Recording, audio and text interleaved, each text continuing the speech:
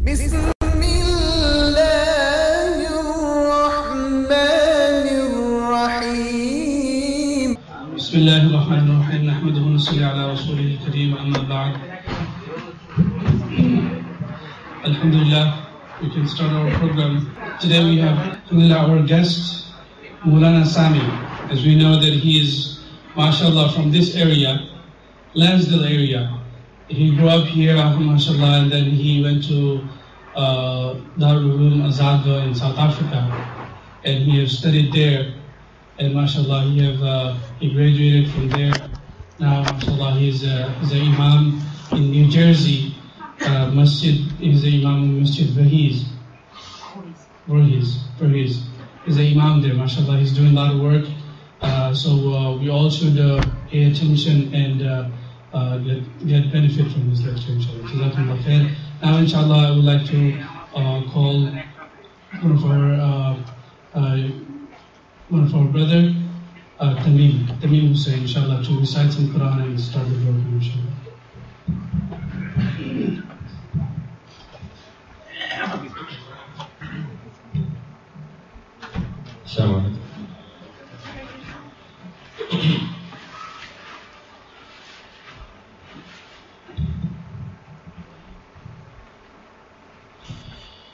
أعوذ بالله من الشيطان الرجيم. فسبحان الله حين تمسون وحين تصبحون وله الحمد في السماوات والأرض وعشيا وحين تظهرون يخرج الحي من الميت ويخرج الميت من الحي ويحيي الأرض بعد موتها وكذلك تخرجون ومن آياته أن خلقكم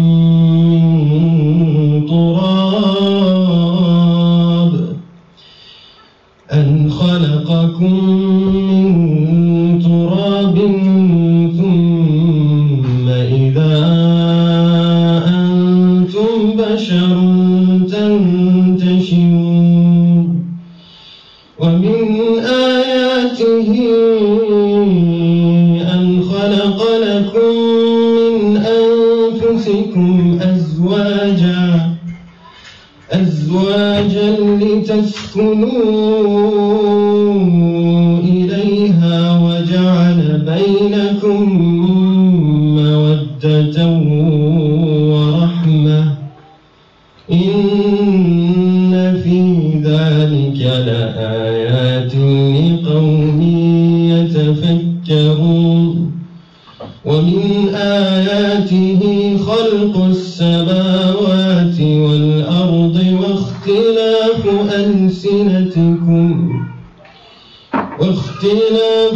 ألسنتكم وألوانكم إن في ذلك لآيات للعالمين صدق الله العظيم. الحمد لله رب العالمين والصلاة والسلام على رسوله الكريم. أما بعد. السلام عليكم ورحمة الله وبركاته. Brothers and sisters, we begin by praising Almighty Allah subhanahu wa ta'ala. We seek Allah subhanahu wa ta'ala's forgiveness. We seek His assistance.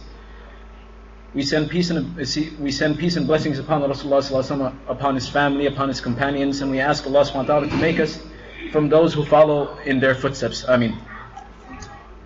Alhamdulillah, it's good to be back in my hometown. Haven't been here for a while. It's great to see everyone. Everyone's grown up. Means grown up, mashallah. Right, so everyone's grown up, and that's why we're having this, because all the youth in this area, they came to me and they're like, we're growing up, and it's now time to take the next step. So I asked them, what's the next step? They said the next step is to get married. So we need to know everything we can about getting married. So first I told them, go to Mufti Niyaz, and then they're like, but he's not married. So I'm like, alright, then I'll help you guys out. So that's why I'm here tonight. But anyways, before we begin, right, there's something I'd like to tell you guys, a story, not a story, but an incident which took place with one of the greatest scholars in Islam. Majority of you, all of you, know who Imam Abu Hanifa is. Imam Abu Hanifa had a number of students, and one of his most famous students was Imam Muhammad. So Imam Muhammad, he was one of the greatest jurists. He was a master in Islamic fiqh, a master in Islamic law.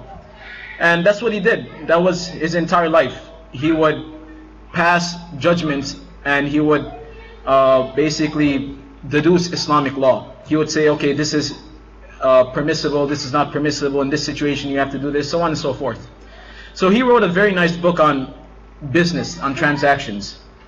So a person came to him once and said, you know, I understand you're a great scholar, but you're also very righteous. You're also a very good Muslim, right? Because that's how our scholars were back then. That not only did they have ilm, but along with that they had practice. They practiced on their ilm. They were very on the highest levels of piety. So this man came, he said, you know, you're such a pious man, you're such a wali of Allah subhanahu wa ta'ala, why did you not write a book on being pious? Why did you not write a book on piety? Right? He said, أَلَا تُصَنِّفُ الْكِتَابَ فِي الزُّهْدِ. Why did you not write a book on piety? It's something we can follow and become good Muslims, something we can follow and become a wali of Allah just like you. So then Imam Muhammad, and listen to his reply. Imam Muhammad said, بَلْ صَنَّفْتُ الْكِتَابِ فِي التِّجَارَةِ. He says, I've already written a book on how to become pious. And he says, I wrote a book on business. So then the man was confused. The man's like, I'm asking you how I can write I'm asking you to write a book on how I can become closer to Allah subhanahu wa ta'ala, and you're telling me you wrote a book on business. It doesn't make sense to me. So Imam Muhammad explained to him that, listen, in life, everything you do, Islam teaches you what's right, what's wrong. And in life, whenever you do things that are right, then you are being a good Muslim. So when you make money, you know, sometimes we think money is bad. In reality, money is a blessing from Allah subhanahu wa ta'ala. So when you make money, but you make it along with the commandments of Allah subhanahu wa ta'ala, that you don't acquire money from haram avenues, you don't steal someone's money, you don't get involved in interest, you don't, you know, cheat people. When you earn money in a halal manner, then you are actually being a wali of Allah subhanahu wa ta'ala. And that's what it is. That when you stay away from haram and you do what Allah subhanahu wa ta'ala has asked you to do, then you are a wali of Allah subhanahu wa ta'ala. You are a person who is staying away from the luxuries, a person who is staying away from all these haram things, the disobedience of Allah subhanahu wa ta'ala. So the point of the story is, just like how business is a part of our deen, likewise marriage is also a part of our deen. And in reality, every single aspect, every single facet of our life is covered by our deen. And that's the beauty of our deen, that you will not find any other lifestyle, any other religion that's so comprehensive, that gives us principles. And here's the thing about our deen, that our deen, you know, subhanAllah, and this is something Allah subhanahu wa ta'ala mentions in the Quran. This is not something I'm making up, but Allah subhanahu wa ta'ala says in the Quran that يُرِيدُ اللَّهُ بِكُمُ الْيُسْرَ وَلَا يُرِيدُ بِكُمُ الْعُسْرَ. That Allah subhanahu wa ta'ala intends ease for us. Allah subhanahu wa ta'ala does not want things to be difficult for us. And in Surah Al-Taha, Allah subhanahu wa ta'ala says, مَا أَنزَلْنَا عَلَيْكَ الْقُرْآنَ لِتَشْقَى. That we did not reveal this Quran to you so your life can be difficult, so your life can be constricted. The point of this is that Allah subhanahu wa ta'ala has blessed us with such a deen, that the deen provides guidelines for us, it provides principles for us, it has a base for us, and these principles, these guidelines are so beautiful that they're able to adapt all throughout our lives. No matter where you go, where you're from, which time you live in, where you live, these principles, these guidelines, these fundamentals provide a guidance for every single one of us. That's why people in the desert can follow Islam just as well as people living in the city can follow Islam. So going back to the topic of marriage, that marriage is definitely something important in everyone's life.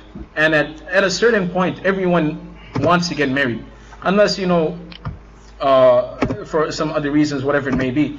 But, you know, this is something everyone considers, that they want to get married, right? And that's exactly why Islam has not left it out. Because Allah subhanahu wa ta'ala understands that Allah subhanahu wa ta'ala is the best of creators. He has created us.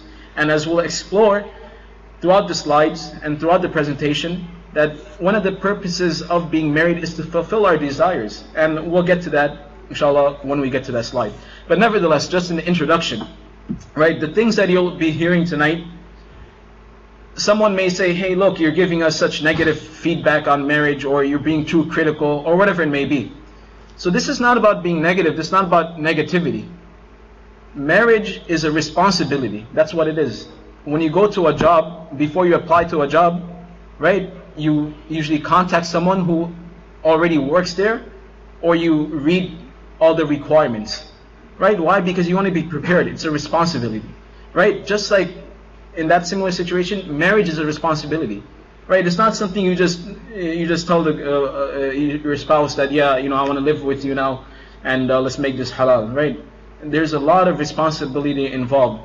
And if you want to sum up nikah, if you want to sum up what marriage life is all about, it's all about your behavior, your attitude, and your conduct. That's really what it's about. And we'll discuss that later on, inshallah. So this is not about being negative. That when you hear things, or when I'm being very critical, don't think that I'm being negative. It's just a way to give you guys a taste of reality. The point is, and this is reality, that when you watch TV, when you watch movies, you are not getting the real picture of what it means to be married. Movies are entertaining because they are out of reality, right? So if you had to watch a movie on a normal person's life, you'd be bored, right? So it's not about being negative, it's not about being critical. It's about preparing ourselves, it's about being ready and being aware of what is to come. So it's about being informed so we can stay positive for what is to come. So just covering the importance of nikah, right? The importance of nikah, it's highly emphasized in the sunnah of Rasulullah sallallahu alaihi wasallam, right? In fact, Rasulullah sallallahu alaihi wasallam, as we'll see in the next slide, that Rasulullah sallallahu alaihi wasallam has considered nikah to be half our deen. So it's highly emphasized in the sunnah of Rasulullah sallallahu alaihi wasallam. There have been many ayahs and ahadith encouraging it, right? In fact, a hadith that just comes to mind regarding 3 men. And these 3 men were very zealous. These 3 men were very enthusiastic about being good Muslims. So they went a little overboard. They came and, they spoke to Rasulullah sallallahu alaihi wasallam. And one of them said, I'm never going to get married. I'm going to devote my entire life to just the worship of Allah subhanahu wa ta'ala. I'm not going to get married. Because if I get married, then I have to worry about my wife. I have to make sure that I always have money and whatnot. I'll be caught up in the dunya. So then Rasulullah sallallahu alaihi wasallam gave them a very stern warning. He said, I get married. And he said, I got married. And I'm living my life. And I'm the Prophet of Allah subhanahu wa ta'ala. The point is, Islam is all about balance. It's all about moderation. There's no extremes. So the point, and then Rasulullah sallallahu alaihi wasallam said, whoever leaves my sunnah is not from me, right? So that's a very stern warning. So it's highly emphasized in the sunnah of Rasulullah sallallahu alaihi wasallam. There are many ayahs and ahadith encouraging it. And when a person gets married, nikah yields to tremendous reward. When a person gets married, then so many opportunities open up for that person to do good deeds. Good actions which he was not able to do before, right? Before you couldn't give extra sadaqah. Every time a person spends on their wife, or every time their wife spends on their husband or their children, that counts as a sadaqah. That's the beauty of our deen. So this was not available to a person who was single before. So when a person gets married, then so many avenues of good deeds, present themselves. And as you'll come to know, that nikah is all about behaving well and having the good conduct, having a good attitude. And that doesn't come immediately. It takes a lot of patience. And for every time you're patient, every time the husband is patient with the wife, every time the wife is patient with the husband, every time the parents are patient with their children, this is reward for them. So nikah opens up so much reward, right? The next thing is, it should not be delayed, right? Nikah is very important and it should not be delayed. Unfortunately, within our community, there's this mindset that you have to first go to school, you have to go to college, then you have to earn money, you have to then build up your bank account, you have to buy a house, and then by the time you're married, you're 35, right? And that's unfortunate, and that's incorrect, right? That's incorrect, because nikah doesn't mean that once you get married you have to stop your life. You can continue your education, you can continue studying, you can continue building your bank account even after you're married. And let me just tell you something about getting married early. Actually, that's coming up, so I'll just keep you guys anticipated. Right. And the next thing is, when nikah becomes expensive, zina becomes widely accessible. This is something which many scholars, many ulama have reminded us of over and over again. That when we make nikah very difficult for our children, right? Because there's parents sitting here. When we make nikah difficult for our children, that you have to live up to society, that you can't get married now. Why? Because my cousin or that person in the other community, when he got married, he rented out a $10,000 hotel and whatnot. So you have to do that. So when you make nikah very difficult for your children, when you make nikah very expensive, then what's the next option? The next option is zina.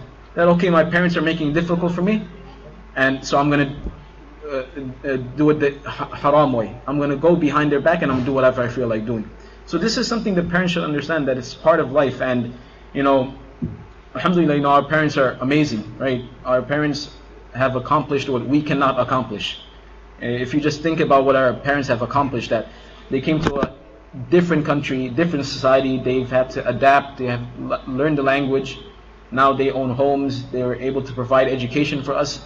If many of us had to try that, move to a different country, a foreign country, many of us would end up homeless, right? But at the same time, what we have to understand is that situations, because we live in a different society from our parents, the society is very different.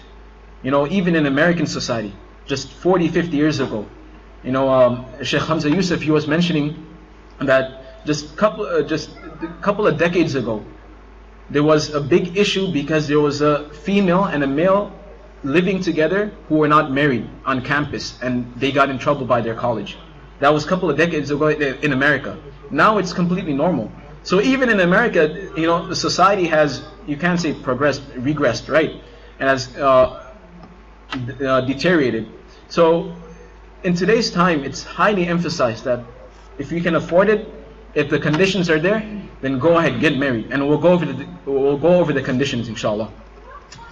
So going back to the hadith of Rasulullah ﷺ, emphasizing on the importance of our nikah, right? Rasulullah ﷺ has been reported to have said that nikah is half our deen, right? The exact hadith is إِذَا تَزَوَّجَ الْعَبْدُ فَقَدْ إِسْتَكْمَلَ نِصْفَ الدِّينِ فَلْيَتَّقِ اللَّهَ فِي النِّصْفِ الْبَاقِ.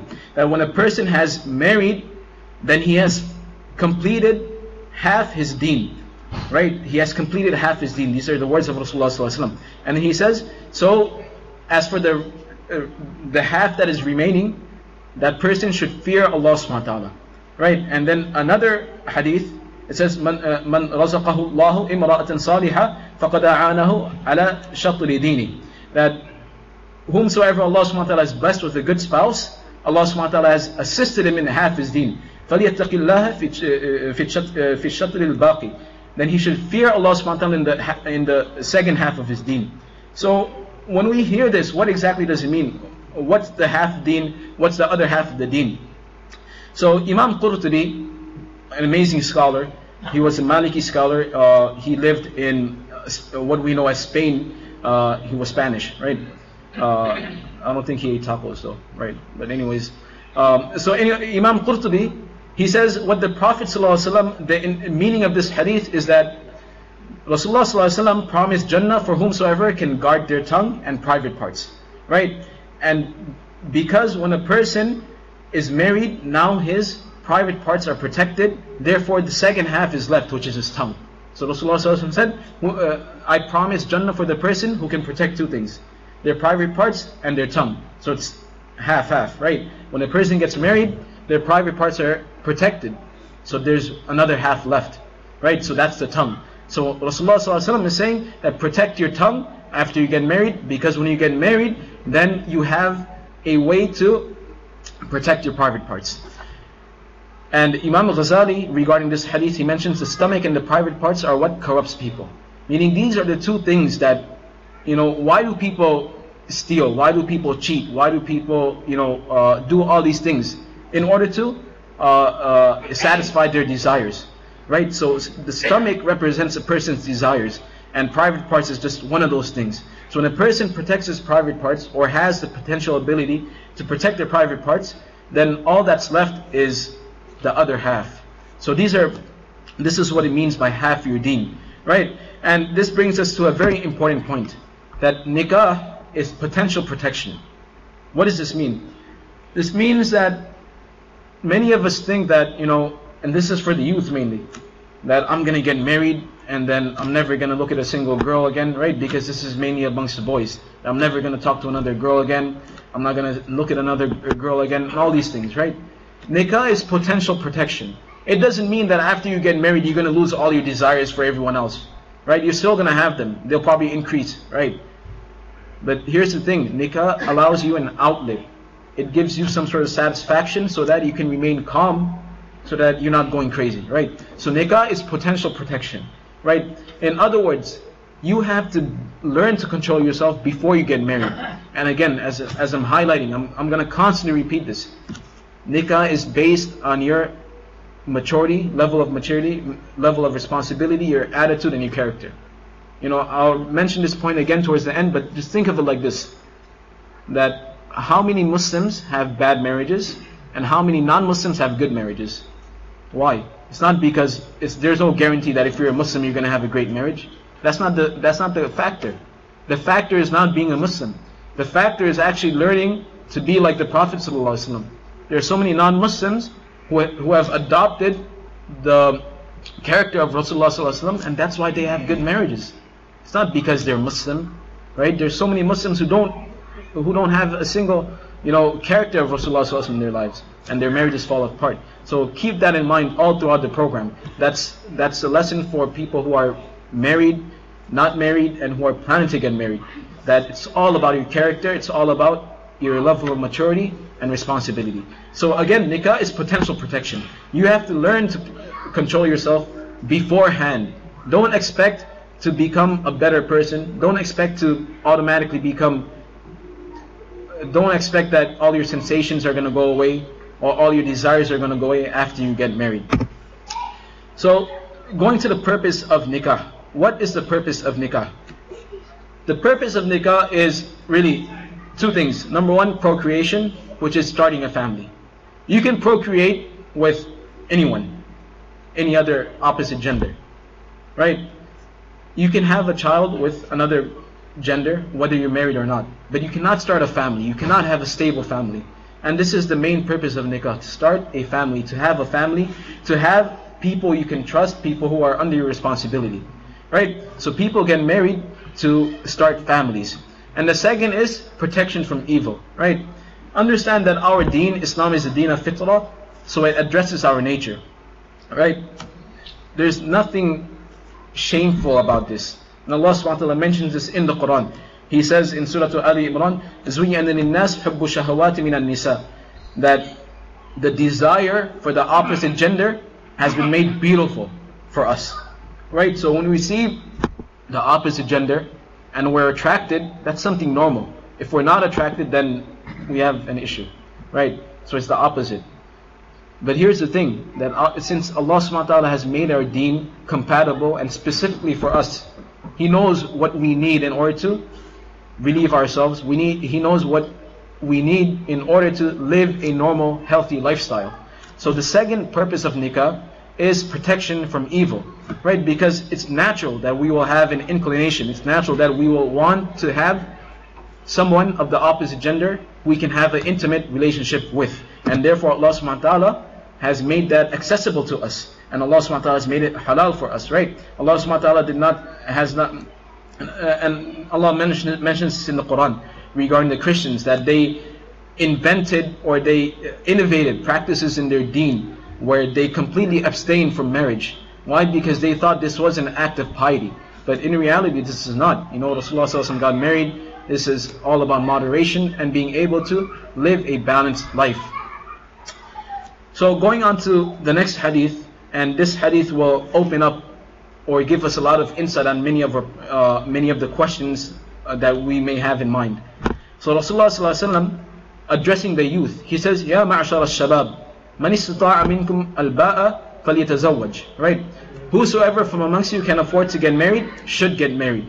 Right? Why? Because فَإِنَّهُ أَغَضُّ لِلْبَصَرِ, because it protects the eyes and the private parts. وَأَحْسَنُ لِلْفَرَجِ. Right? And then he says, وَمَنْ لَمْ يَسْتَطِعْ فَعَلَيْهِ بِالصَّوْمِ فَإِنَّهُ لَهُ وِجَاء. That, and those who cannot afford to get married, then they should fast. So from just this one hadith alone, there's a number of things that we learn. First of all, the first thing that we learn from this hadith is Rasulullah ﷺ is saying that you first have to be eligible to get married. Right? There's two extremes. There's one extreme where we're under this mentality, or under this mindset that we have to wait till we're 35, till we're completely financially stable, we have a huge bank account, we own a house, we own a car, everything. Only then can I get married. That's one extreme. The second extreme is, I have nothing at all, I'm crazy in love, and I want to get married. Right? That's the second extreme. Right? And in the middle, the balance, the moderate path is that there are conditions required for nikah.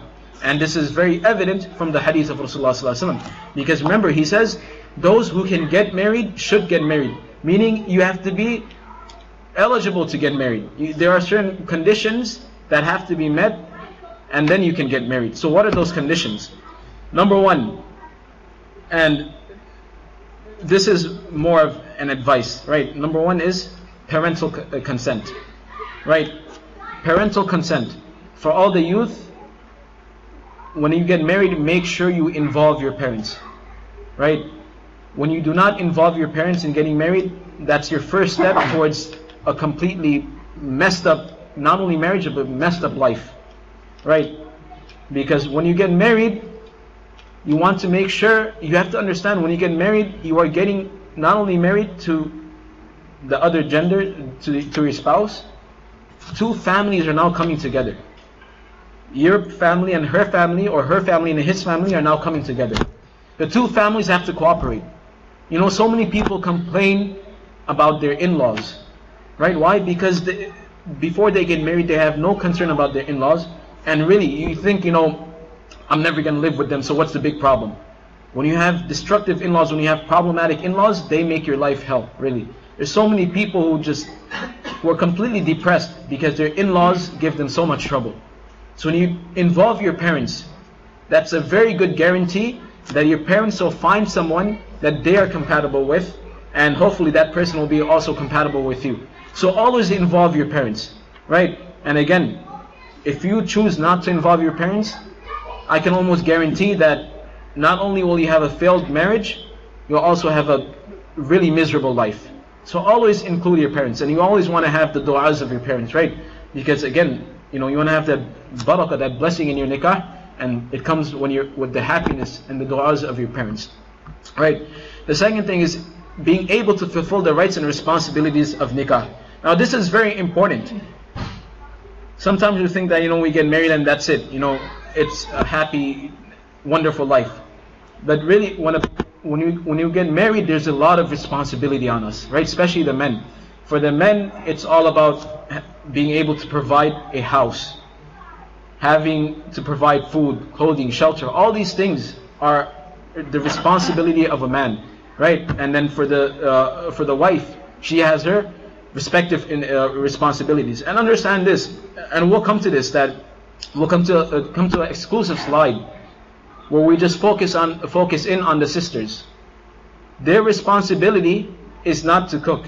Really, they don't have to cook, right? If you read the books of fiqh, it says that if the wife demands that you get a slave to cook, a servant to cook, then if the husband can afford it, then he has to make sure he gets a servant. So it's not the responsibility of the wife to cook, right? It's not her responsibility to clean the house, do laundry, none of these things, right? If she does it, then she does it out of her love for you. If she does it, it's recommended that she does, right? Why? Because understand it like this, that both husband and wife have different responsibilities, right? If the husband is out at work the entire day, and the wife is sitting home doing nothing, saying that I'm an independent woman and whatnot, and I don't have to cook, I don't have to do anything, then the husband's going to come back home, and you know what he's going to be? He's going to be hungry and angry, right? He's going to be hangry, right? He's going to be like, where's the food? Why is the house a mess? And really, I came across a man who used to work a 12-hour shift, and he would come back home, and he would find diapers just, you know, his wife was so lazy, she would just wrap the diapers and throw it under the bed. She wouldn't cook, she wouldn't clean. And this man was like going crazy, right? And it would just start fights. So again, marriage is about being responsible, it's about maturity, right? It's not about showing your spouse. This goes for both husband and wife. It's not about showing the other that, listen, I'm the boss here. You have to do what I say. It's about understanding, okay, I have to make sacrifices so that both of us can work together and live together, right? And you can just understand it like this, that sisters, if you were out there, right, working 8 hours a day or 12 hours a day, and you come back and your husband's just home sleeping the entire day, the house is a mess, there's no food, you come back and you're hungry, you'll be very upset as well.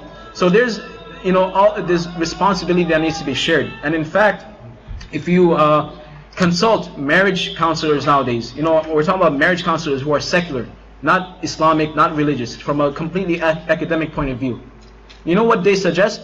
They suggest that husband and wife divide chores.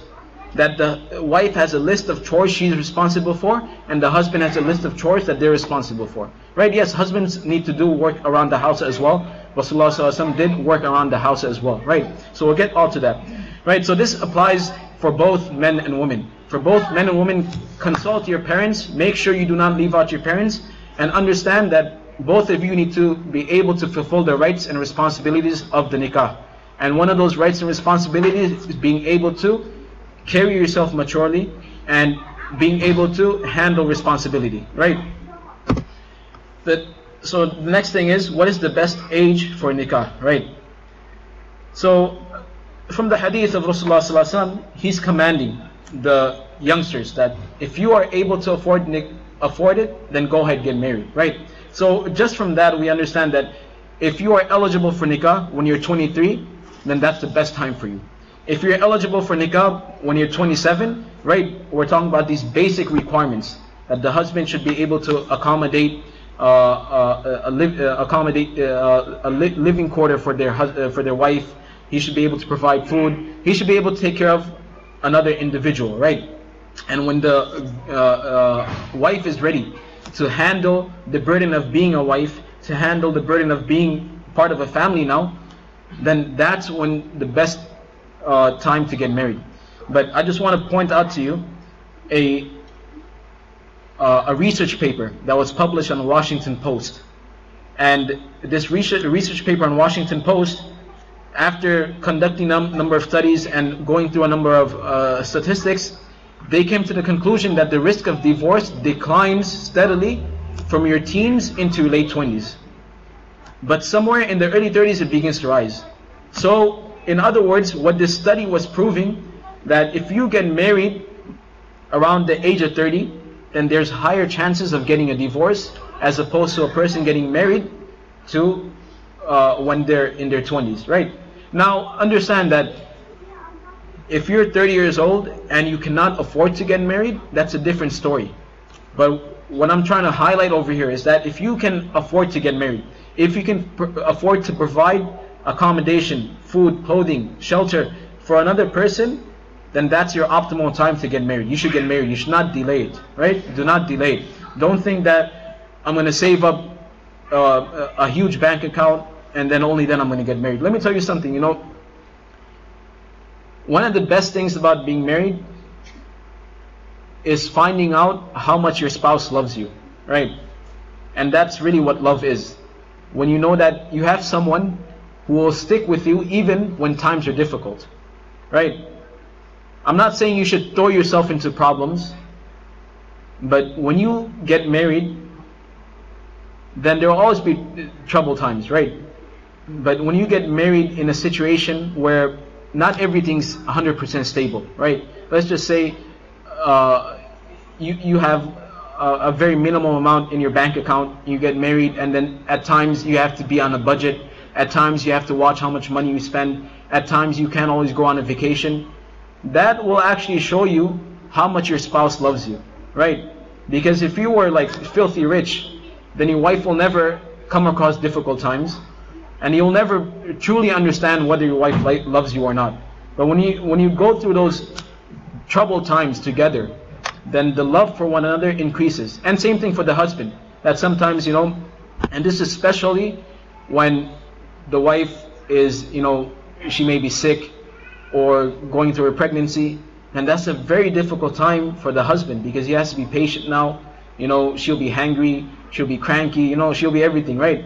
And it's then when the husband really has to work on his character, be patient, and always keep in mind that she's going through a very difficult time at the moment, so just try to accommodate her. A funny story, one of my friends who's married, he told me his wife's pregnant, and initially he would always get angry at her, that you're always sleeping, you know, I come back, you're not cooking and stuff like that, what's your problem? And she would tell him that I'm not feeling well. She's like, no, you're just, and then he's telling her, you're just making it up, you're just exaggerating, you're just making that into excuse. And then one day he got sick, he had a fever, and the entire day he was just in bed, and his allergies were very bad. He couldn't get off the bed, he couldn't do anything, he couldn't even eat, he couldn't taste the food. And then so he was telling me, he's like, you know, after that day I got sick, I realized that, you know, the little bit my wife does even during a pregnancy is so much for me, because when I was sick, I couldn't get off the bed, I didn't feel like eating, I felt like throwing up, I was going through a lot of pain.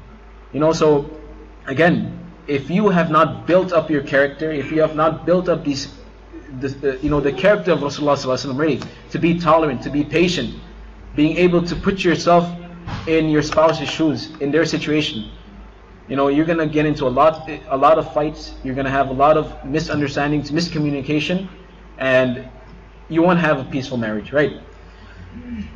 So it says those who marry after 30 are more likely to get divorced. Again, this is according to a study, right? There's always exceptions. There are many people who get married after 30 and they have very good marriages, right? I'm just pointing out to a study to emphasize that if you have the capability to get married and you're under 30, then please get married. Don't delay it, right?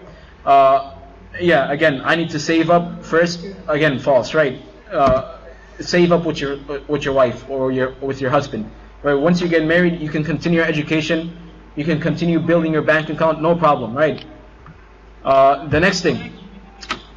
So now we know, you know, the best age for marriage. We just covered conditions for nikah, what is the purpose of marriage, so on and so forth. Now let's get into what not to expect from a marriage. That many of us have this, you know, just weird image of what a marriage is.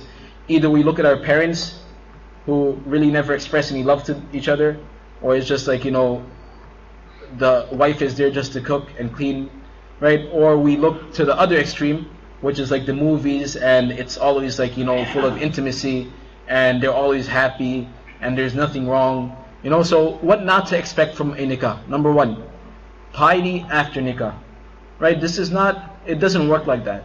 A nikah is not a magic pill that will make you pious, that will make you a good person after you get married. If you're a bad person now, then 2 minutes after your nikah, you'll still be a bad person, right? You have to fix yourself before you get married, right? You have to fix yourself before you get married. And again, this is one of those things you really have to focus on. That if you feel that, even if you have the money, if you feel you're not mature enough to handle responsibilities, if you're not mature enough to understand that sometimes you have to give up what you want to do for the betterment of both you and your wife, you know, give it some time, right? Learn to be mature, learn to be responsible, right? So there's no such thing as piety after nikah, that immediately after I get married, I'm going to become pious. You need to learn to control yourself, you need to learn to be responsible, you need to learn to be mature, you learn to be a good Muslim before you get married, right? Many people, I know so many people, so many of my friends, they're like, oh, you know, I met this girl, and my parents don't like her, but you know, I know for sure after we get married she's going to start wearing the hijab and she's going to start praying. They've been married 5-6 years, same thing, right? And again, they didn't consult their parents. They consulted their parents. They didn't consult their parents, they told their parents, I'm going to marry this girl. And their parents actually objected that, you know, she's not a practicing girl. And they said, no, after the nikah she's promised me, you know, she'll change. You know, the changes like this don't occur overnight. It takes time. The next thing, I'll convert my non-Muslim girlfriend or boyfriend, right? There's nothing wrong in marrying new Muslim sisters or brothers. In fact, they are probably the best because they've made a decision and they're serious about it, and they're probably better Muslims than us. But if you think that, you know, my girlfriend right here is going to become a Muslim after we get married, you're fooling yourself. She may become a Muslim, but it's not in her heart, right? So again, the same thing like how you can become pious after you get married. Don't think you're going to force your girlfriend or your boyfriend to become a Muslim. If they wanted to become a Muslim, they would become a Muslim way before. If you can find a brother or a sister who's become a Muslim on their own, that person would be a very good, you know, a potential spouse. Why? Because they've made the mature, responsible decision to accept Islam, and they've carried out their responsibility with Allah subhanahu wa ta'ala, so they'll carry out the responsibility with you as well, right?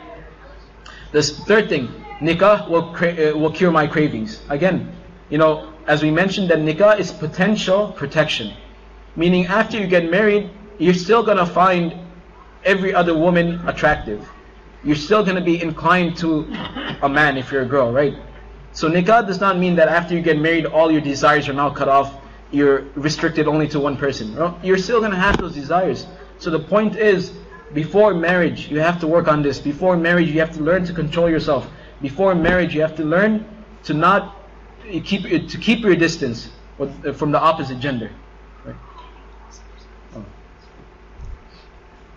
The fourth thing, that nikah is the end of my education. Right? That's not. Sisters can continue their education after they get married, and in fact, you know, sisters, you can make this a condition, because understand, a nikah is a contract, right? When you agree to marry someone, it's a contract between you and that person. In your contract, you can make a condition that after I finish studying, I want to continue my education, and your husband will have to allow it if he agrees, right?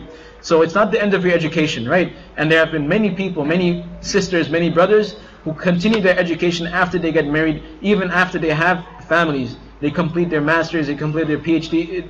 You're able to do it, right? And especially when you have a loving spouse, they'll support you, right? Okay, now this is especially for the boys, right? For the guys.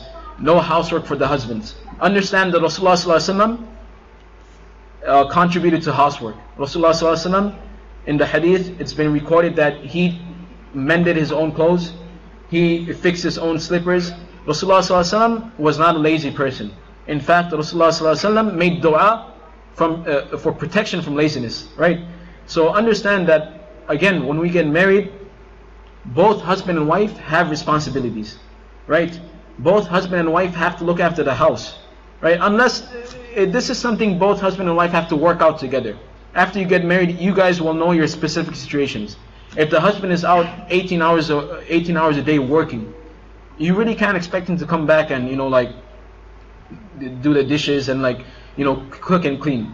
If the husband is just working 2-3 hours a day, then, you know, that's something you guys have to talk about and tell him that, you know, you have to help me around the house as well, right? So it's not a stigma, because many people, they say, you know, how can a man cook? You know, how can you cook for your wife? How can you do this for your wife? You know, this is showing love and this is showing affection. You know, there's nothing wrong with it. The last thing is,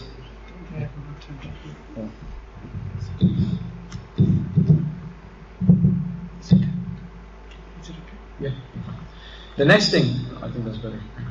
The next thing is, you know, once you get married, you're forever happy, right? No, that doesn't work. You will not be forever happy once you get married. From after you get married, there's most of the time you'll be happy. Most of the time you'll enjoy the company of your spouse. But there will be times when you argue with one another. There will be times when you get into fights with one another. There will be times when you disagree.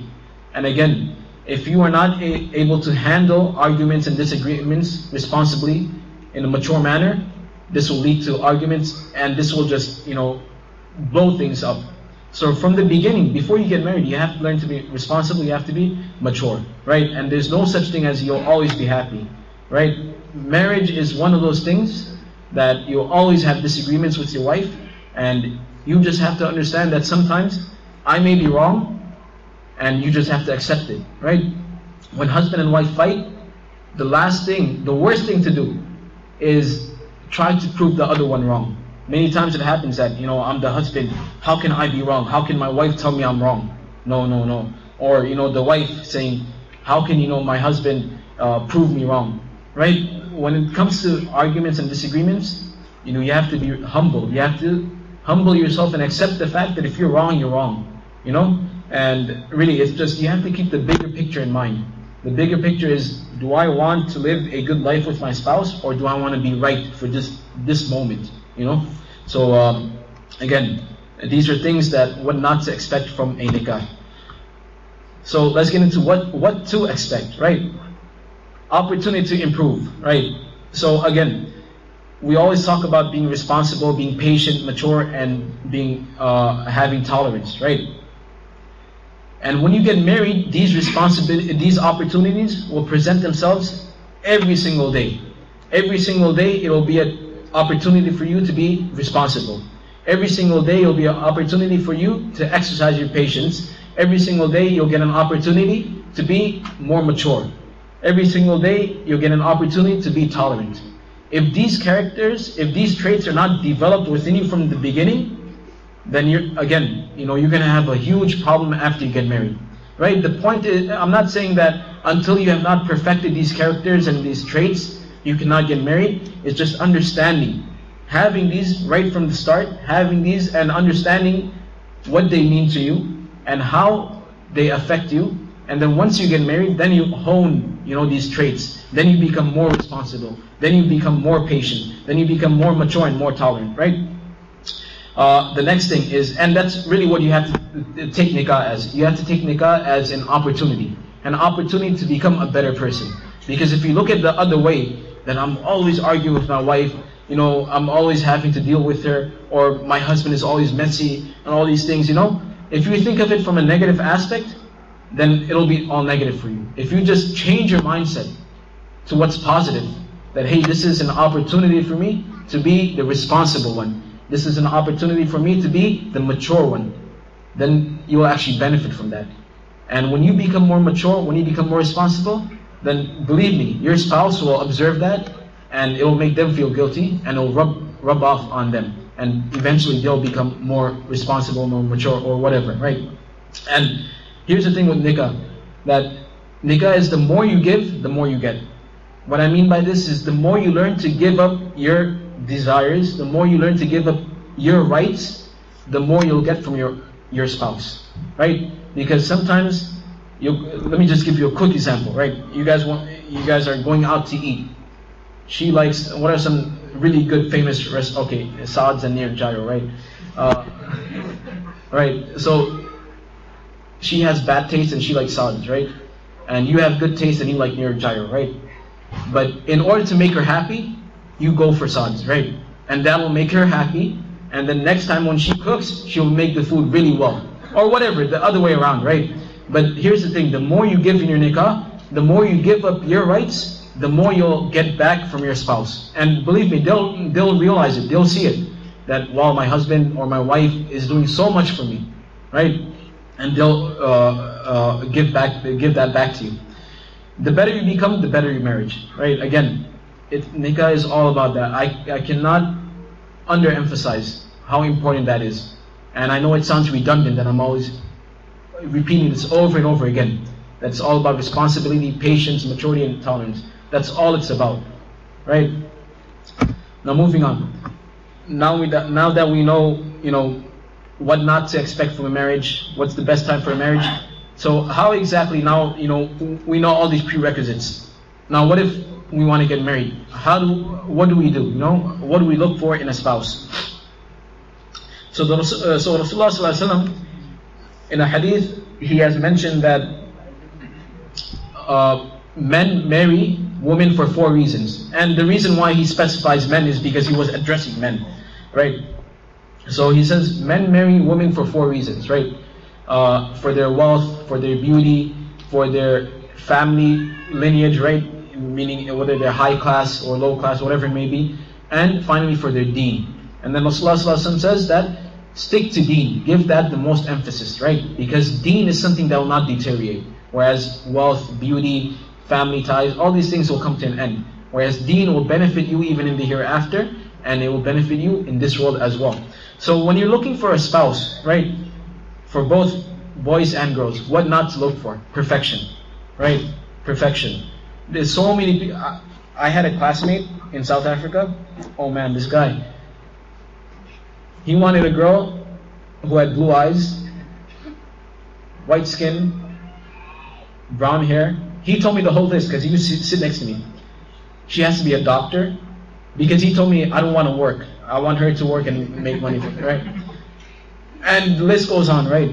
He was not willing to compromise, right? He visited so many girls. His family took him to so many different families, and he would tell me every week, you know, this week I went to this person's house, that week I went to that person's house. So I'm like, how did it go? He's like, she didn't have blue eyes. Her hair, so don't look for perfection. You'll never find perfection. This world is not a perfect world. We're not perfect. We can't expect our spouse to be perfect, right? And then we'll cover what you need to look for when we get to the next slide, right? And having too many options. This is also very bad. When you have too many options, it confuses you, right? If you have like 5, 6 people, 5, 6 options in front of you, it's going to get very confusing, right? So that's not what not to look for in a spouse. So what to look for in a spouse, right? What to look for in a spouse is, first of all, their parents. I mentioned this earlier on, that in-laws play a huge part to your sanity, right? Really, if you have bad in-laws, you will go insane, right? They will be bothering you, they'll be harassing you. In fact, I know so many people, their in-laws want them to separate, right? I know this one brother, his father married another lady, and that lady is trying to do black magic on them to separate them, right?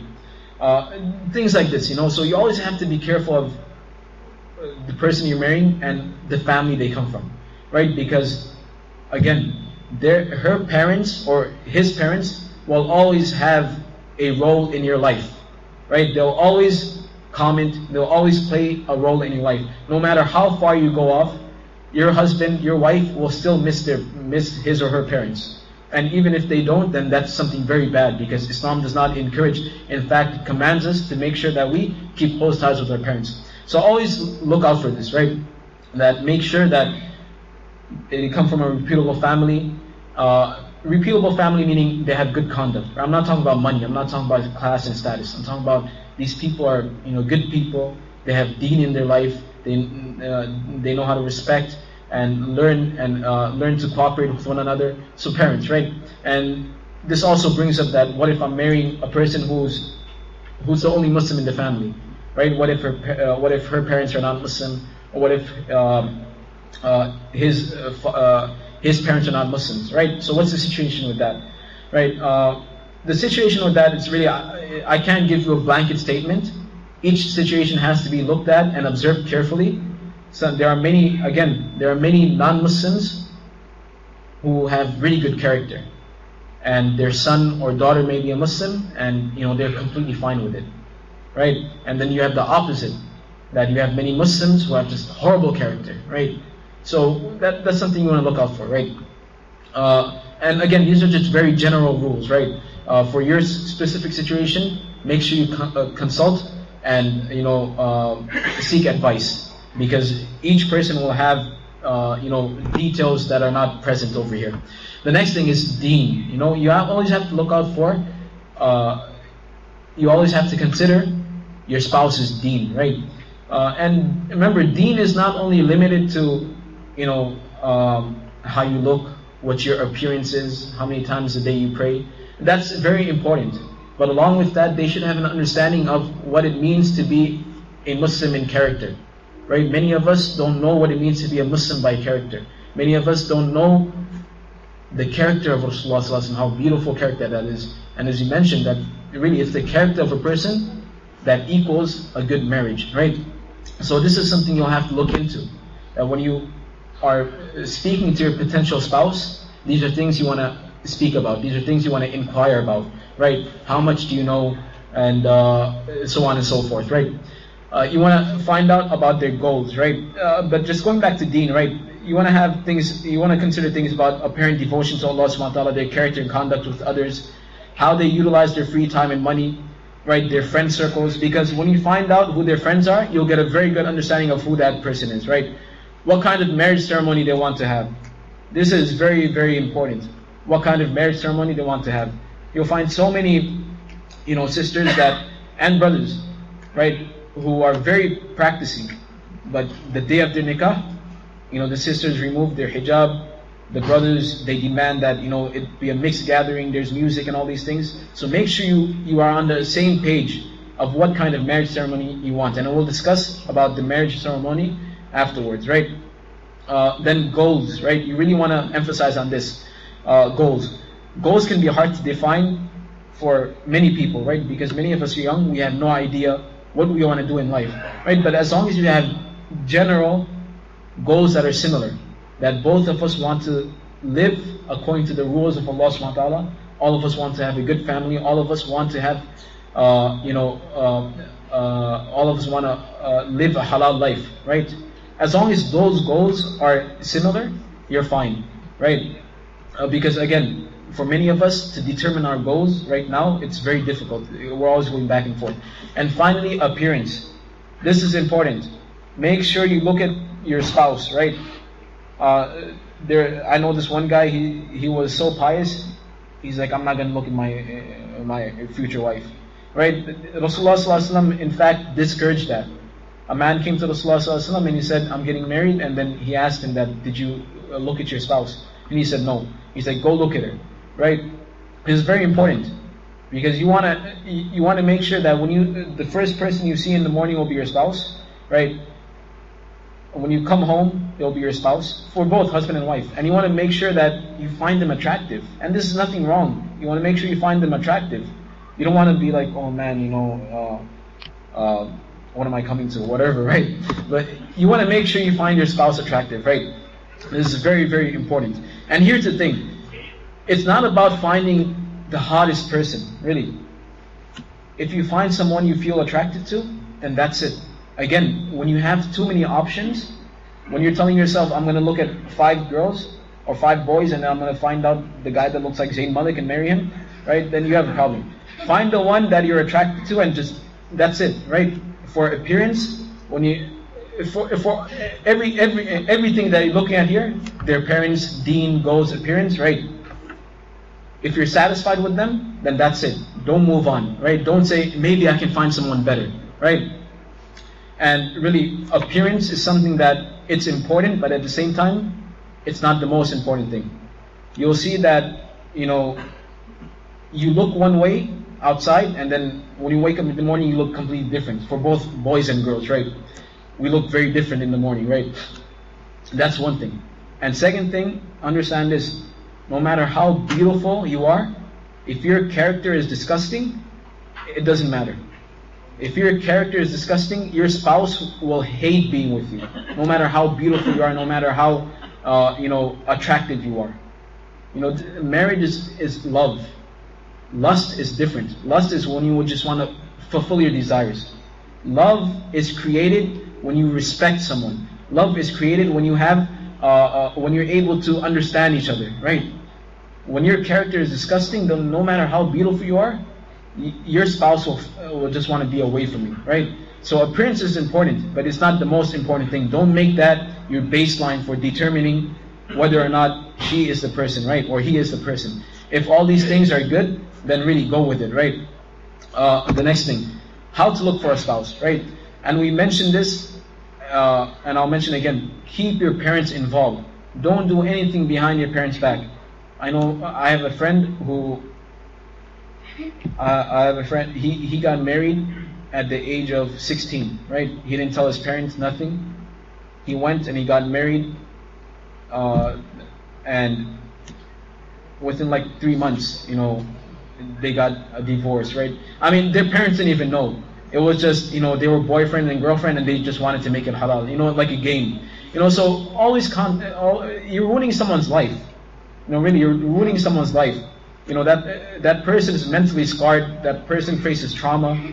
So these are things to consider. always contact your parents, always consult your parents. And for majority of the people sitting here, right, alhamdulillah, majority of us come from well-knit families, stable families, right? So these are things we want to discuss with our parents, right? We want to approach our parents and tell our parents that, listen, why don't you give me options, right? If you know a sister or if you know a brother who you think or who you like, right, then again, tell your parents that, listen, she's my classmate, he's my classmate. You're not blind. There's nothing wrong with it. You're not blind, right? You see that person, you're attracted to that person, your classmates, you see that they're hardworking, they're responsible, you like them, right? And so go to your parents and tell them this is the situation. Or you can tell your parents that, listen, I don't have anyone in mind, can you find me some options, right? So always keep your parents involved, right? No matter who it is, never do things on your own. This is very important. And again, you really want to have the blessings, the barakah, the dua of your parents. You don't want to get married and your parents are angry at you, right? Number 2, we mentioned that you should not delay the marriage, but at the same time you should not rush the marriage either, right? You should not rush it. It's a very big step in your life, and you should give it some time, you should give it some thought, right? And don't rush the marriage, right? Don't be in a rush to just say, yeah, this is the first person I meet. You're not worried about anything at all. You just want to get married. Don't rush the marriage. Second thing, arranged marriages, right? Arranged marriages. You need the consent for both husband and wife has to be there. If the father forces his daughter to get married, she can break the nikah. She can break it. That's her haqq. That's her right. And this comes in the hadith of Rasulullah sallallahu alaihi wasallam, right? It's not something I'm making up. So both husband and wife have to have to agree to getting married, right? And arranged marriage is, this is what it is in today's time. That you tell your parents, hey, can you find me a potential spouse? Your parents look for you, and then they tell you, you guys meet up, you guys talk, right, in front of your parents.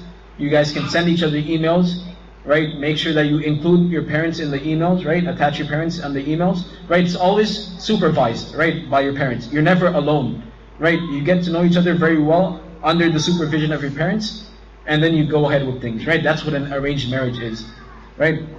Back home, it's a different story where they force people to get married. They've never seen each other. I met this one grandpa. He was telling me, one day I came back from work and my father said, "You're married." I'm like, all right. So next, nikah contracts. This is specifically for the sisters. Educate yourselves before you get married, right? The common misconception is that once a sister gets married, you have no way out of the nikah, right? Just last night, a sister contacted me. She said, after I got married, my husband leaves me every now and then, and it's been 3 months now since he's left me. I have no contact with him. He does not communicate with me. I can't reach his parents. I have no idea where he is. And he's done this so many times before. This sister is going through such a difficult time. She has a child. Imagine the burden this person is going through. So know your rights before you get married. Again, nikah is a contract. You can specify certain rights. You can make rights. You can make conditions that if you do this to me, then I have the right to call for a divorce, and that divorce will be accepted, right? Really, I don't have time now. But before you get married, sisters, learn about the options, the rights you have, right? These are the rights Allah subhanahu wa ta'ala has granted you, right? So don't worry about what anyone says. Next, what is the ideal nikah ceremony, right? Again, I want to point out a research paper they conducted. The research was that the more expensive, the more pricier the wedding is, the more chances of divorce, right? If anybody wants the link later on, I can send them the link. It has the entire research. Basically, the more you put into, the more extravagant your nikah is, the higher chances of divorce, right? And Rasulullah sallallahu alaihi wasallam has made it very clear to us that keep your nikahs very simple. And Allah subhanahu wa ta'ala has kept our nikahs very simple. Really, if you observe a nikah, an Islamic ceremony of nikah, really, it just takes 1 minute. It's just asking the husband and the wife, having the two witnesses, they accept, and that's it, it's done. Right? It's very simple. And even the ceremony afterwards, the walima, right, is very simple. Right? Rasulullah sallallahu alaihi wasallam, in fact, in order to show how simple the process of nikah is, he said, one of the ways he celebrated the walima was that he called all of his close companions. He said, all of you guys bring food. So all of them brought food and they ate, and that was their walima. You know, so again, it's about simplicity, right? Do not be extravagant, right? Understand this, that your marriage is something you have to build. It's not something you can buy. Having an amazing marriage doesn't mean you have an amazing married life. Marriage is something you have to work for, you have to build it, right?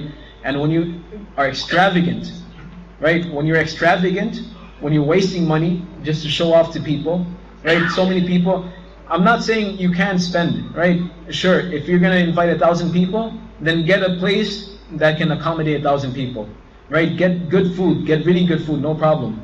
But now if you're going to spend $3,000-4,000 on, you know, decoration and flowers, and the most ridiculous thing is $2,000 on a cake, right? I tasted this one cake that was like over $1,000. It tasted like wax, right? Right? And most of it goes to waste. It's just for a picture, right? So these things are extravagant. And let me tell you something about extravagance. Rasulullah in the Quran, in Surah Al-Isra, Allah subhanahu wa ta'ala compares the people who are extravagant to the brothers of shaitan. He says, إِنَّ الْمُبَدِّلِينَ إِخْوَانَ الشَّيَاطِينَ. Right? إِنَّ الشَّيْطَانَ كَانَ لِرَبِّهِ كَفُورًا. He says the people who are extravagant, what does it mean to be extravagant? To purchase things that have no value in your life, that do not benefit you at all. Right? Sometimes we buy things to make ourselves happy. Yeah, sure, no problem. Right? Sometimes you can spend on yourselves.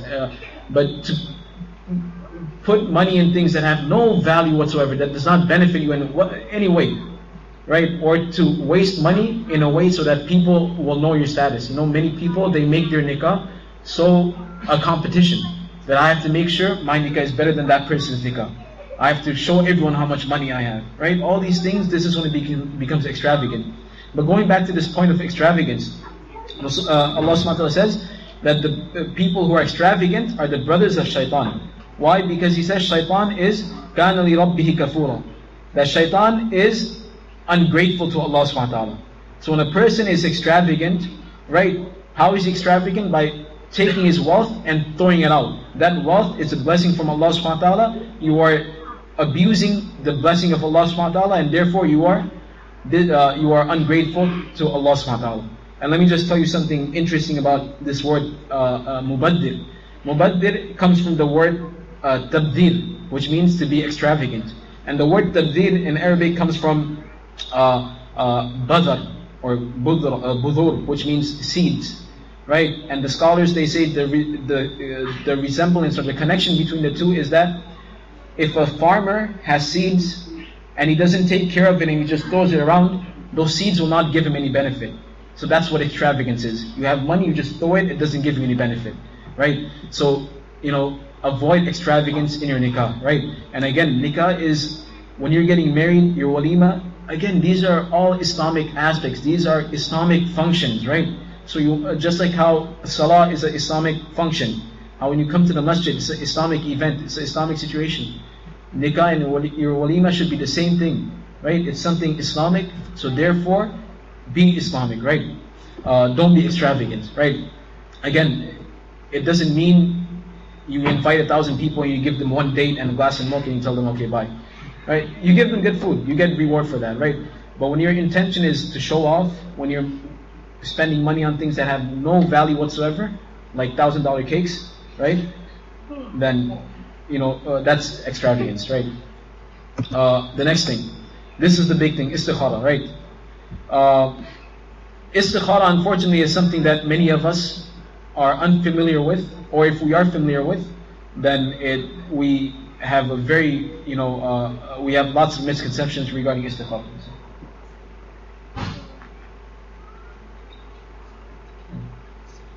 Sure. I'm almost done. So istikhara, right? Almost everyone I've met, even like, educated people, even, practicing people, they always tell me istikhara is about dreams. You pray istikhara, you go to sleep, and then you see a dream, you see a vision, right? This vision stuff is not in Islam. I'll tell you something about visions, right? I met this one guy at a church. He's a very nice guy. And then one day he sends me an email. He's like, I had a vision of Jesus. And he told me that next Sunday, God will punish America. So I bought supplies, and if you need supplies, then come over to my house. I'm like, all right, thank you for the offer. And then Monday morning, I'm like, are you okay? He's like, yes, I'm okay, but my wife thinks I'm a bit crazy. I'm like, yeah. Right, so this vision stuff, no, istikhara is not about having visions, right? You don't need, there's no dreams regarding istikhara, there's no feelings for istikhara, right? If you don't believe me, find the dua for istikhara, read the translation. If you read the translation of the istikhara dua, it will become evident, it will become very clear to you what you are making dua for. Istikhara is a dua, just like any other dua, you are asking Allah subhanahu wa ta'ala for barakah, for safety and guidance. Right? Let me give you an example.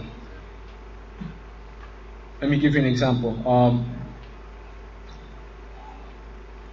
would be a good example of istikhara? Alright. Here's the thing about istikhara. You make your decision, right, before the istikhara itself. Many people, what they believe the istikhara is, we have two decisions, we're confused, so istikhara is going to help us make a decision. Istikhara is not about that. Istikhara is making a decision and then making dua to Allah subhanahu wa ta'ala, oh Allah subhanahu wa ta'ala, that this decision I've made, please put barakah in it, please put safety in it, and please guide me. That if my decision is incorrect, guide me something to better. So for example, I find a car that looks very nice, right? Looks very nice, and I've made my choice, I've made my decision that I want to buy this car. So I pray the istikhara salah, I read the istikhara dua, and I buy the car, right? And so you're making dua that, oh Allah subhanahu wa ta'ala, this car that I just bought, please protect it, please put barakah in it.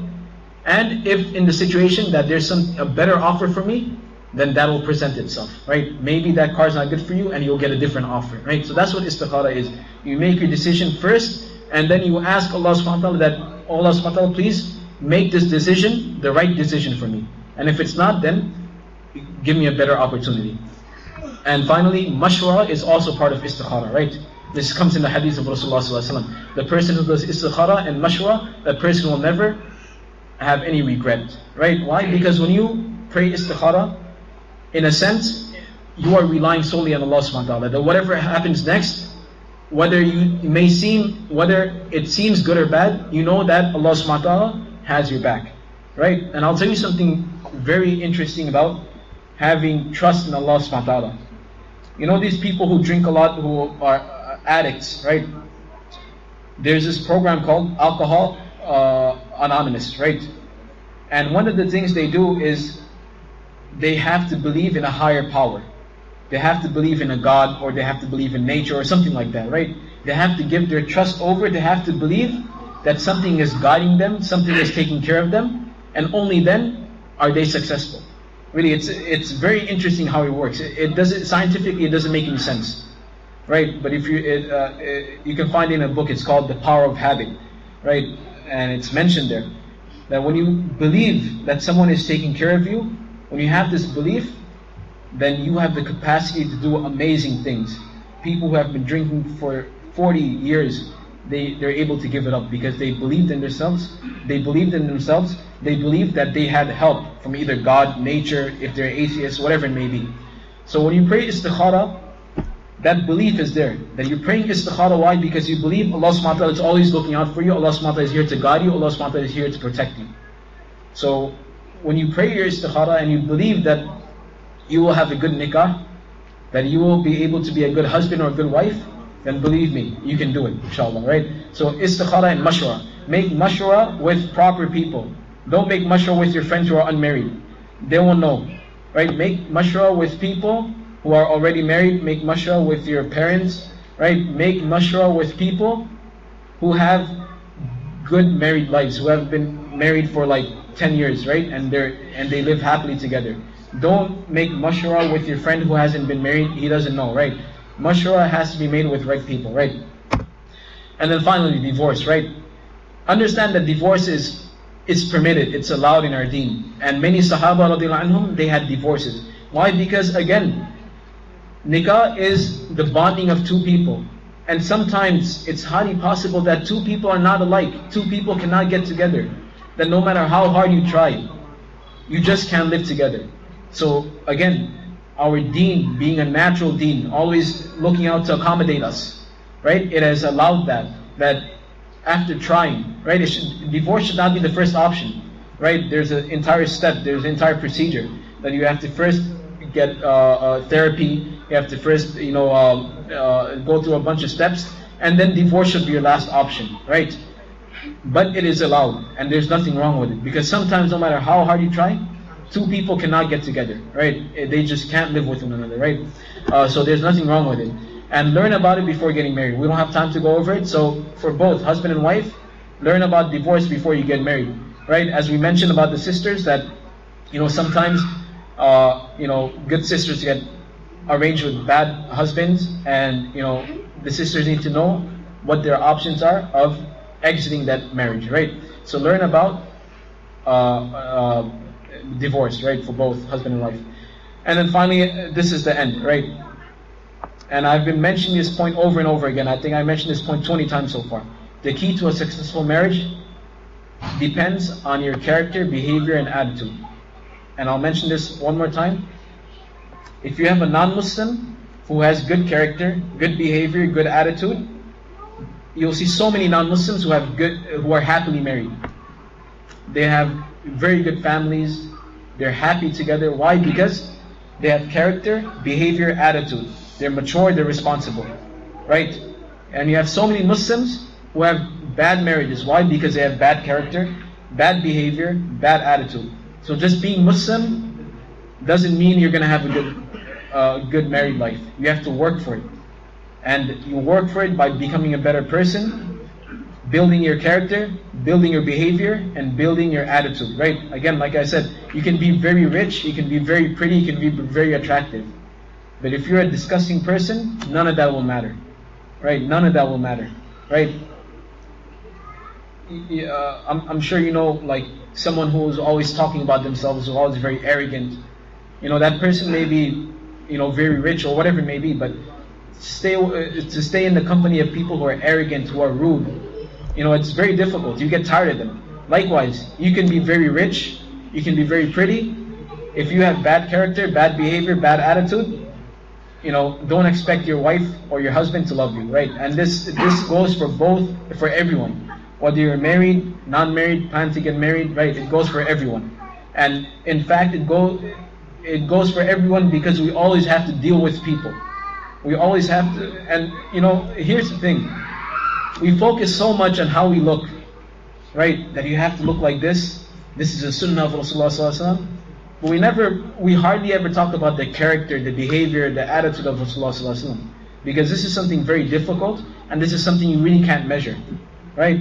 So these are things that are very important, if not more important than even our appearance, right? Understand that Rasulullah sallallahu alaihi wasallam and the Sahaba people became Muslims because they loved Rasulullah sallallahu alaihi wasallam for who he was, his character. They didn't love Rasulullah sallallahu alaihi wasallam because of how long his beard was or how much his wives covered themselves.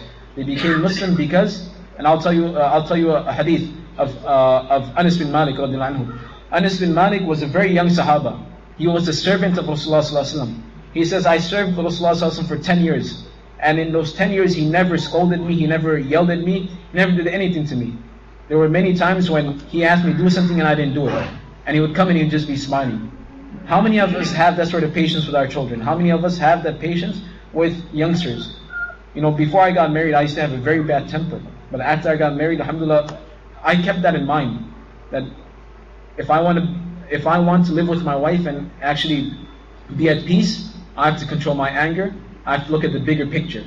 Am I going to be angry and vent myself and just to make myself feel better just for this 2-3 hours? Or am I going to suppress myself? Am I going to control my temper and have a good future with my wife? You know, so these are just some personal things, and really it's, you know, it all depends on this. And I'll tell you another thing about Rasulullah sallallahu alaihi wasallam regarding his character. This one Sahaba, this Sahaba was not a very well-known Sahaba. But he says, Rasulullah sallallahu alaihi wasallam treated me as though I was the best Sahaba, as though I was his best companion. To the extent that this person had the courage to go to Rasulullah sallallahu alaihi wasallam and ask him that, who's better, me or Abu Bakr? Imagine, you know, a normal person going to Rasulullah sallallahu alaihi wasallam and comparing himself to Abu Bakr. Why? Because Rasulullah sallallahu alaihi wasallam treated him in such a beautiful manner, it gave him the confidence to ask such a question. You know, so again, it all boils down to this: character, behavior, and attitude. If you don't have it, don't expect to have it after you get married. Right? You have to start building your character, you have to start building your attitude, your behavior from now on, and after you get married, then inshallah, you just continue to perfect it.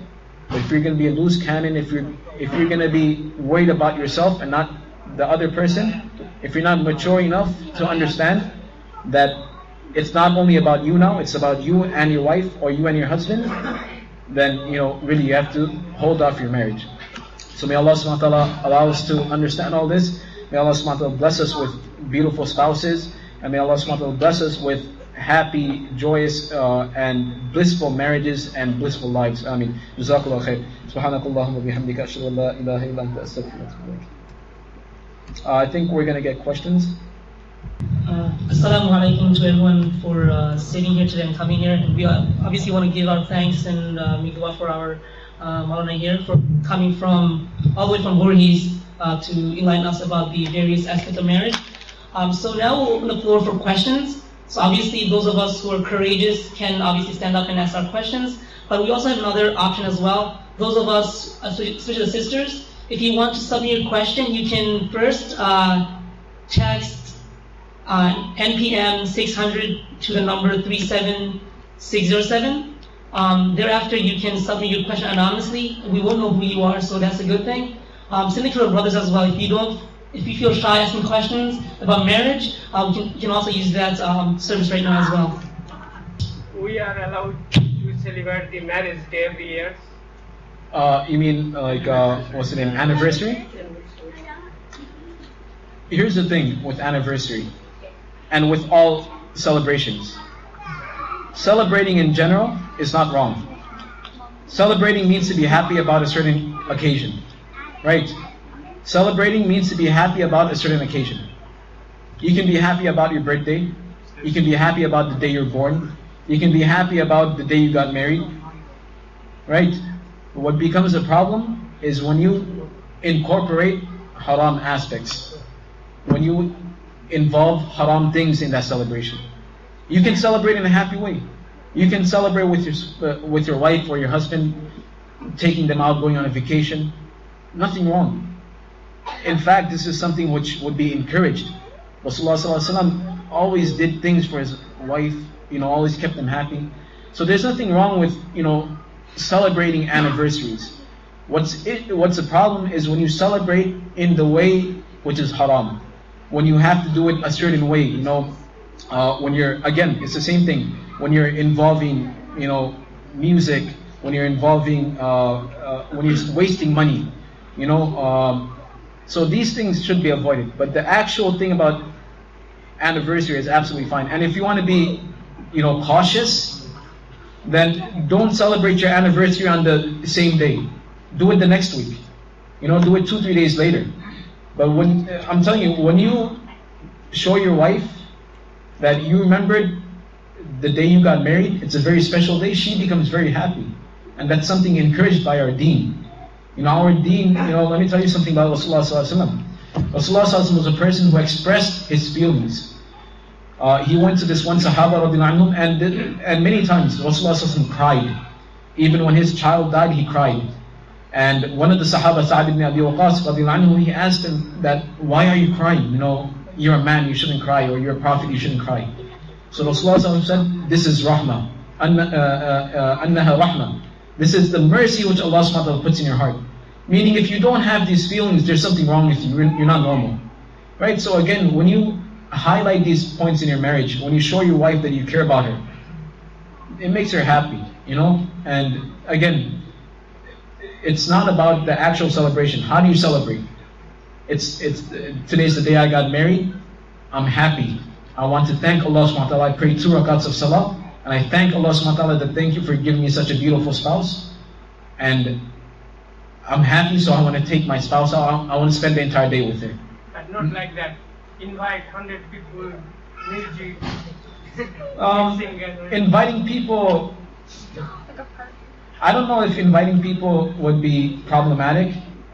I think it would be, I don't know, right? Usually anniversaries are between the husband and the wife, right? Right.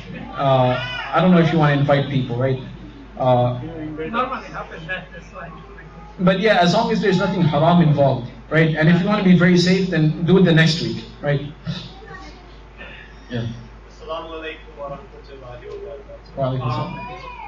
A lot of people, when they talk about marriage, they talk about the idea of a honeymoon period where everything's really wonderful and perfect. And then slowly over time, that love or that spark, it starts to fade away. And, I just got married on September 20th last month. And I found, I really do cherish my wife. She means the world to me, and I know she feels the same way. How do you keep that spark going throughout the years? How do you make a marriage last? Like, what's the key ingredient to having that love that you feel at the beginning last through your lifetime? Yeah, so the brother's question is, after you've been married, or when you first get married, there's an initial phase, the first 2-3 months or the first year. You're very happy with one another, but then eventually, your nikah starts, you guys start, having problems, or you don't love each other the same way as you used to love them before, right? So I'll just tell you this, I've only been married for 1.5 years, so my advice to you is incomplete, right? You'll have to find someone who's been married for like 10 years, 15 years, someone who's been happily married, ask their advice, they'll be able to better tell you, right? But here's the thing, love is there's a difference between lust and love. Usually when people, I'm telling you what I heard, I had the same question, right? When people usually get married, that first initial phase in their marriage life, the first couple of months or the first year, is a stage of lust. They're just, completely infatuated with one another. They block out everything else. They're not worried about each other's shortcomings and whatnot. But then slowly that lust deteriorates, and then that person just becomes a normal person to you. And then that's when love has to kick in. Love is very different from lust, right? Love is not about fulfilling your intimate desires. That's a benefit of it. But love is more about understanding each other. Love is more about respecting each other. Love is more about caring about one another. And that happens when you begin to live with one another, when you begin to appreciate one another, when you go through both hard times, happy times, and you're there for one another. So how do you exactly foster this after it begins to diminish? That's something that you'll have to work for. You spend time with your wife. Sometimes we get I'll tell you this with myself, this is something that I always have to remind myself of, that sometimes I get so caught up with my work that I don't spend any time with my wife. But that's something you have to do, right? Put away your phone, put away everything else, all other distractions, and just spend time with your wife once a week. Learn, just be with her, you'll appreciate her, right? Because when the lust goes away, then you start spending less time with your wife. And take the example of Rasulullah Sallallahu Alaihi Wasallam. Rasulullah Sallallahu Alaihi Wasallam, he divided his time into 3 parts. One was for his family, one was for Allah Subhanahu wa Ta'ala, and one was for himself. And from his personal time, he would divide that for the other people, people that will come to visit him. So the point is, when that lust, or when that first initial period of intimacy goes away, then you have to make a deliberate effort to spend time with your spouse on a daily basis, right? On a daily basis, you have to put away your work, you have to empty your mind and just spend time with her, speak to her, right? Once a week, do it, right? So the way to foster the marriage is to take deliberate action. You have to work for it. Initially, when you first get married, it's very natural, it's automatic. But after that, you have to work for it. You have to push yourself. You have to take out time to spend time with your spouse and free yourself of everything else. To spend time with that person, and you'll begin to realize why you fell in love with that person to begin with. But if you're never giving that person time, you'll just be so caught up with everything else, and that person will just be, your roommate or something like that. So, but again, make sure you ask this question to someone who's been married for 10 years, 15 years, right? They'll have better insight and more experience and more advice to share with you. Inshallah. Yeah. So just more for myself and maybe for others. So what kind of work we should do with our spouses, which from the light of Rasulullah and some of practices inside the house. Yeah. For example, if you would wash the dish and sweep the floor, but what other works that we can have examples from his life that we feel shame about, like we don't want to do that with our wives, that you can put like. Are you talking about responsibilities? Like the help that we can do with our spouses. Okay, so the brother is asking a very good question that, as husbands, what kind of assistance can you give to our wives within the house? From the example of Rasulullah, he would sew his own clothing, right? He would sometimes fix his own shoes, right? He would do all these things. The point is to show us that he wouldn't just throw all the burden on his wife.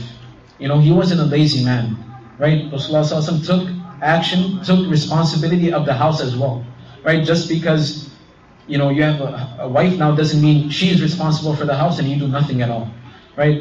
The one thing that I mentioned is that each person has to determine their situation.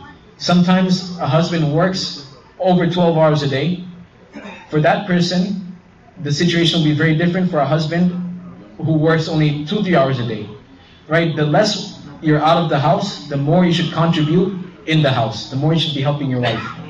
The less you're in the house, meaning the more you're outside of the house, the less you should be contributing, because you're going to be tired, you come back and whatnot, right? And again, as we mentioned, that there's nothing wrong in making food for your wife, serving your wife, right? These are natural things. These are things which show mercy and compassion. So many people, I hear them say, oh, you cook for your wife? Isn't she supposed to cook? Right? Why? Why can't you do something good for her? Do a favor for her? These are things that are cultural barriers that, really tear us apart. So all these things are normal, and even marriage counselors and therapists, they say that, a husband and wife, they should have their chores listed down. What are you responsible for? What is she responsible for? And have this list. And there's nothing wrong in helping each other out. We should help each other out, right? If we can't help if we cannot help the people we're living with, then really we're gonna have a hard time helping the people outside of our homes. Does that answer your question, brother? So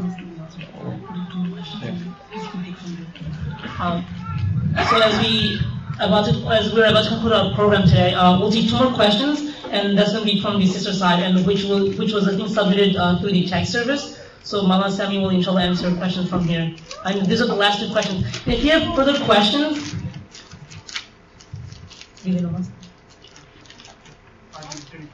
okay. Oh, yes, and we'll also delay our slideshow a little bit, 5 minutes later. So today, Isha will be at 8:35. I hope everyone's okay with that. So not too bad, right? So again, if you have any questions from the sister side, please do text us using the service, and inshallah Maulana Saami will address. And if he's not able to answer your question today, inshallah he will get back to us with the answers, and we can relay the answers as well. Jazakallah. All right. Some of these questions I'm going to go over very fast. It says, what if you married in a church, but then your spouse and you accepted Islam 2 years later? Is the marriage still valid? Yes. If in your previous deen it was a valid form of nikah, then Islam recognizes that, right? So there's no problem. You don't have to get remarried if you were already married. If you're not married, then after you become Muslim, then you have to get married. But if you performed your Christian wedding or Jewish wedding or whatever it is, you did the wedding, then it's accepted. Islam recognizes that, right? What's your opinion on getting married as a student, or should they wait till after graduating? Getting married doesn't mean you have to stop studying, right? if you can afford it, if you're mature, you're responsible, your parents are okay with it, then go ahead, get married, right? You don't have to delay your marriage till after you graduate, right?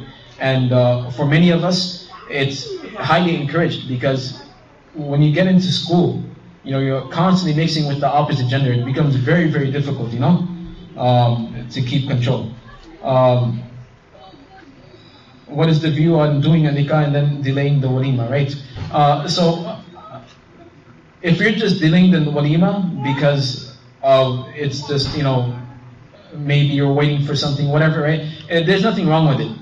But if you're gonna tell someone that, I'll let you get married, but you can't live with them, right? I don't really like that idea. You can do it, but it's not the best thing to do. But anyways, are interracial marriages encouraged in Islam? Interracial marriages, race is not something which is considered, so it's deen that is considered, right? If the person has good deen, then the race doesn't matter. But I will mention one thing, that keep your parents in mind. Keep your parents in mind, because if your parents have a hard time speaking English, and the person you want to marry only speaks English, their family only speaks English, your family and them are going to have a very difficult time mixing and interacting with one another. So yes, marrying someone out of the race is absolutely fine, nothing wrong with it, right? But if it's going to put your parents through trouble, right? Because understand, again, your family plays a big part. Your family plays a big part. And if your family and her family, or his family and her family, are good together, then this will just give you extra support, right? But if your family has miscommunication, hard time communicating with one another, then you have to really consider that, right? I know many brothers who wanted to get married to some outside of their race, but then they ended up getting married to their same race, and now they actually are happy about it. Why? Because it's made their life for their parents very easy. So it's not about, you can't marry that person or that person who's out of your race, but just consider your parents. Consider that your parents will have to mix with them, and if it's difficult for them, then they'll, you'll lose support from your marriage, right?